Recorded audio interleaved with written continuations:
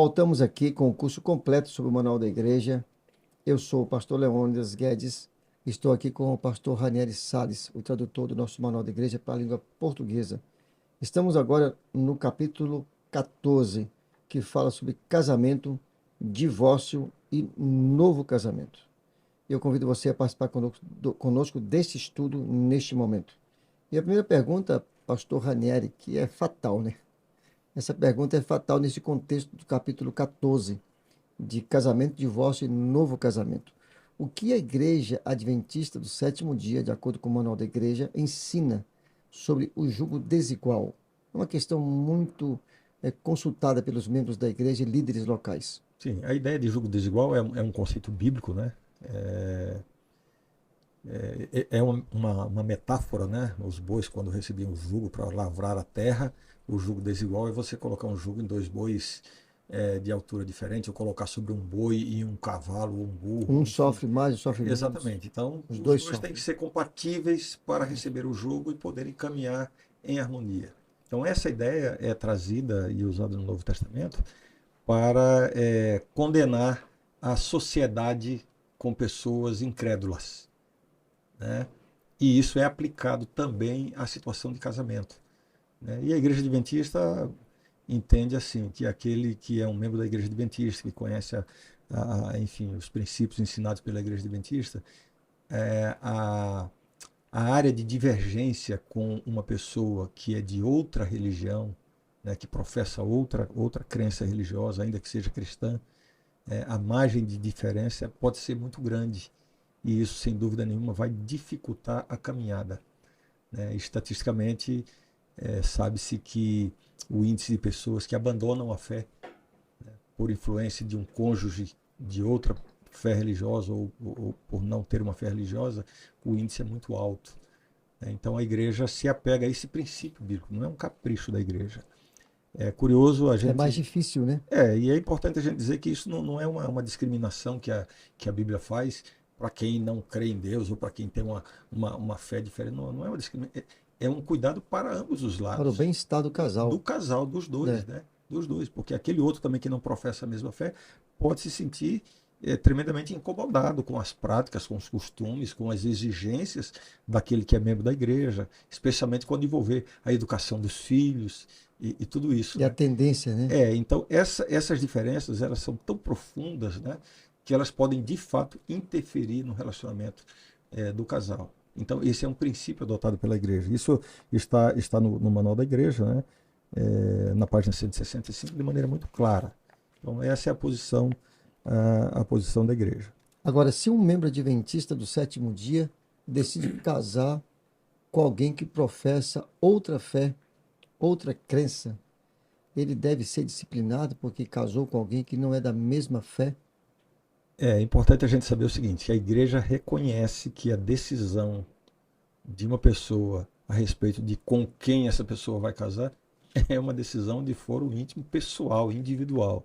A igreja não interfere no sentido de aplicar uma disciplina se alguém insiste em se casar com outra pessoa que não seja da mesma fé. Não há disciplina para isso, não há uma reprimenda, né? A igreja estabelece alguma limitação, né? Então, se um membro da igreja, um jovem, né, vai se casar com alguém que não professa a mesma fé, não recebe nenhuma disciplina por isso, né? Mas assim, o manual diz que um pastor adventista não pode realizar a cerimônia desse casamento, Que seria um jogo desigual. que seria um julgo desigual. Então é uma limitação que a pessoa vai encontrar. Ela não poderá ter um pastor adventista para oficiar na cerimônia de casamento. Ok. Isso tudo está na página, eu não estou lendo o texto aqui, mas você pode procurar a página 165. Agora, como que o Manual da Igreja define o casamento em si? Porque nós estamos falando aqui do casamento, do jogo desigual, né? Mas o casamento em si, qual é o conceito do Manual da Igreja para definir essa O questão? conceito bíblico de casamento vai mais do que união civil ou coisas do tipo, né? Ou mesmo a cerimônia ali? O casamento, do ponto de vista bíblico, não é uma cerimônia, né? E tampouco é um contrato civil. O casamento, o conceito bíblico de casamento, baseado em várias passagens da Bíblia, especialmente em Gênesis, né, quando aconteceu ali a união, né, entre Adão e Eva, ali você tem a ideia exata de qual é o plano de Deus para o casamento. Então, esse conceito bíblico eu vou ler aqui no Manual da Igreja porque fica mais claro, né? O casamento é um compromisso vitalício, público e legalmente válido que um homem e uma mulher fazem entre si e entre o casal e Deus. E tem aí algumas passagens bíblicas para apoiar essa ideia. Esse é o conceito bíblico de casamento e explícito aqui no Manual da Então aqui Igreja. não define que tem que ser numa cerimônia, né? Casamento é casamento. O É, casamento é a união, é o compromisso que se assume, né? Deixa homem, pai e mãe, se une a sua mulher e ambos se tornam uma só carne. Então, o casamento é essa união, um compromisso entre um homem e mulher, um compromisso que eles fazem entre si e de ambos com Deus. Então, quando eles se unem, consumam essa união através de uma relação sexual. O casamento não é efetivado com uma relação sexual. Isso seria reduzir muito o conceito bíblico de casamento. Aquela ideia de que dois jovenzinhos tiveram uma aventura aí numa noite que saíram e aí tiveram uma relação sexual, pronto, diante de Deus estão casados. Não, isso é reduzir muito o sentido bíblico do casamento. Uma relação sexual irresponsável não consuma um casamento. O casamento é muito mais do que isso, né? Deixa homem, pai e mãe. O princípio se aplica aos dois, né? Envolve o quê? Envolve emancipação, envolve maturidade, né? Independência não somente financeira, mas isso é um outro. afetiva também. Então envolve o quê? Maturidade, crescimento, emancipação. Se une a sua mulher, envolve o quê? Esse compromisso, essa união. E finalmente diz, e ambos se tornarão uma só carne. Essa expressão tem uma conotação também sexual, mas ela não é única, né? Então ninguém pode reduzir um casamento a uma relação sexual. É É muito, muito é mais, muito né? mais do que isso. Então, É, um- quando acontece é uma isso, né, harmonia entre. essa emancipação, essa união, esse compromisso, né, envolvendo família diante de Deus, aí acontece o casamento. Como nós somos regidos por leis civis, a Igreja Adventista exige que esse Respeita. compromisso seja respaldado por um contrato civil, né? Agora, a cerimônia de casamento é outra coisa.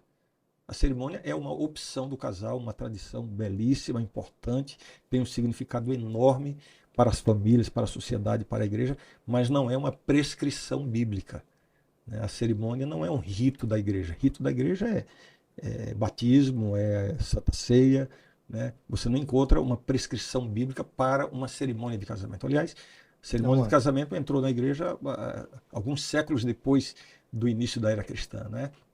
Como um Não é sacramento. uma doutrina, né? Não é uma doutrina. É uma prática, É. uma tradição muito boa, tem o seu significado, mas não é a cerimônia em si que valida o casamento, né? A cerimônia faz parte desse processo como uma tradição, uma boa tradição da igreja. Agora, em cima de um texto que você acabou de ler, e que nós cremos como adventistas, baseado no manual e na Bíblia, o casamento é um compromisso vitalício. Ou seja, nós cremos que o casamento é para a vida toda. Ou seja, mas a pergunta que eu faço é, no nosso contexto social atual, né, da nossa realidade, um cristão adventista, ele jamais pode ser divorciado ou nenhum motivo leva alguém a se divorciar. E se um cristão adventista casado se divorcia, ele deve ser disciplinado pela igreja nesse contexto do casamento? Ok, então a mesma liberdade que uma pessoa teve para escolher alguém com quem se casar, essa pessoa pode chegar numa condição do casamento em que se torne impossível a continuação desse casamento. Mesmo que não tenha acontecido a infidelidade conjugal, a infidelidade no aspecto sexual. Então a igreja reconhece isso, né? O casamento é um compromisso vitalício. No entanto, esse compromisso não obriga nenhuma das partes a se submeter a uma condição degradante de humilhação permanente, constante, de violência e outras coisas que impossibilitam a convivência. Então, a Igreja Adventista, então, eu vou ler aqui as passagens do manual para deixar isso bem claro, né? Na página 168 é dito assim: o casamento baseia-se nos princípios do amor, lealdade, exclusividade, confiança e amparo mantidos por ambos os cônjuges em obediência a Deus. E tem uma série de textos bíblicos, né? Depois diz assim: quando esses princípios são violados, as Escrituras reconhecem que trágicas circunstâncias podem destruir o casamento. Então, a própria Bíblia reconhece isso, né? Uhum. E na página 171, a ideia complementada é da seguinte forma: reconhece-se que algumas vezes as relações matrimoniais se deterioram a tal ponto que é melhor para marido e mulher que se separem. E nem só no caso do adultério, né? Exatamente. Então, a igreja não vai aplicar uma disciplina por uma questão de divórcio, porque a igreja não pode obrigar uma convivência que está sendo prejudicial a qualquer um dos cônjuges.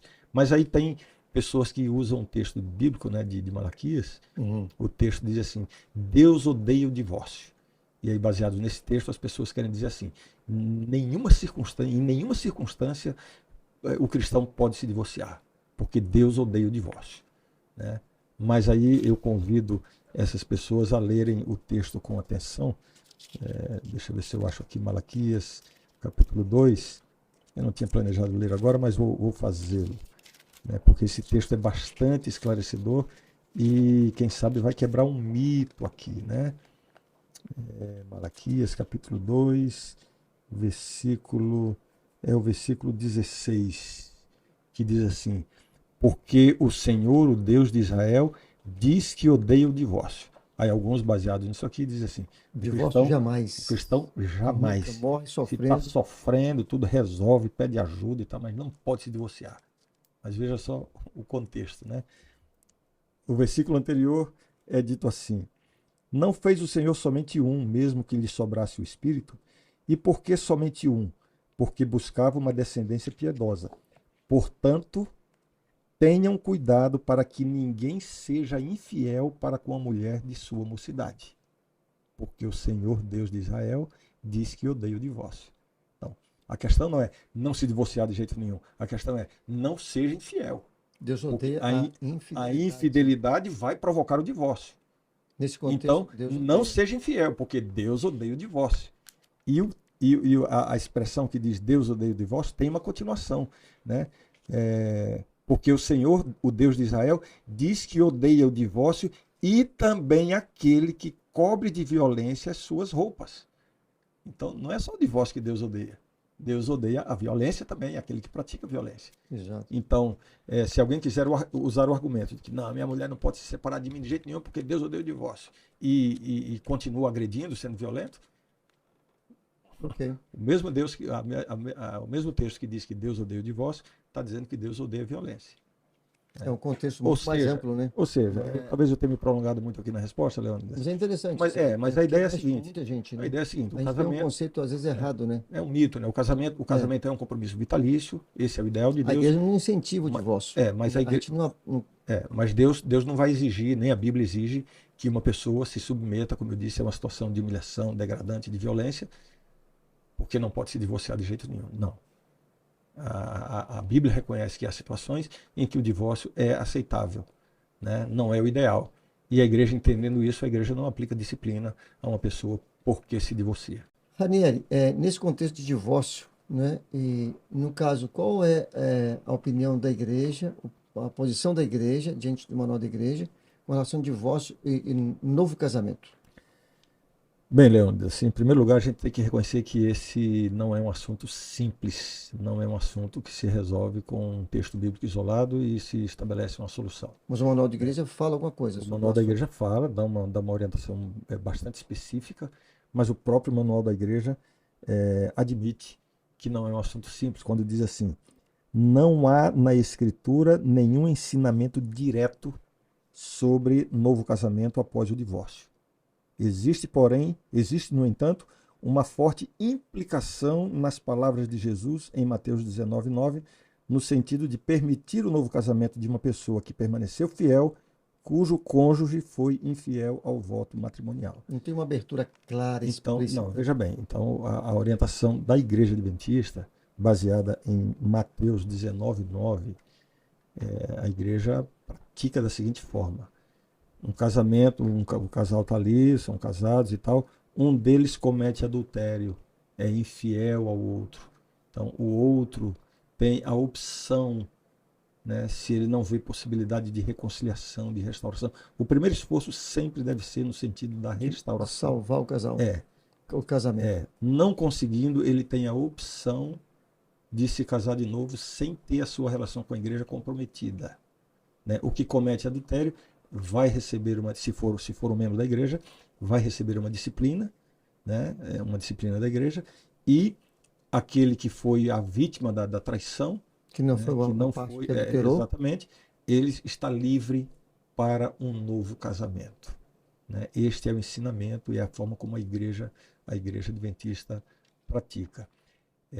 Uma vez que esse que está livre para o novo casamento se casa de novo, né, não recebe nenhuma reprimenda, porque ele foi a parte que foi traída, né? Então a outra parte passa a ter também liberdade para um novo casamento. É assim que a igreja pratica. Esse tema é muito interessante e importante também, né, para a gente poder discutir e analisar juntos aqui a base do Manual da Igreja. E eu queria a gente poder terminar aqui a primeira parte do capítulo 14 e voltamos com a segunda parte. E eu convido você a estar conosco no próximo vídeo com a segunda parte do capítulo 14, que fala sobre casamento, divórcio e novo casamento. Um abraço.